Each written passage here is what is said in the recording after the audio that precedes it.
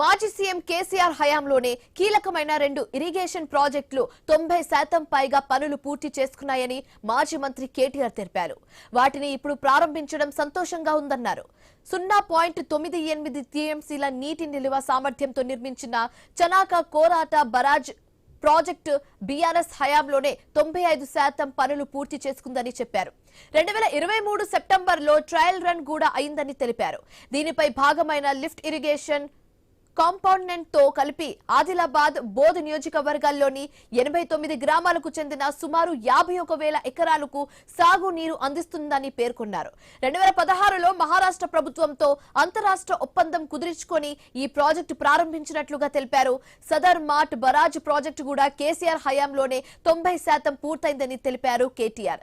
దీని ద్వారా నిర్మల్, జగిత్యాల జిల్లాలోని 18,000 ఎకరాల ఆయకట్టుకు నీరు అందిస్తున్నామని కేటీఆర్ స్పష్టం చేశారు.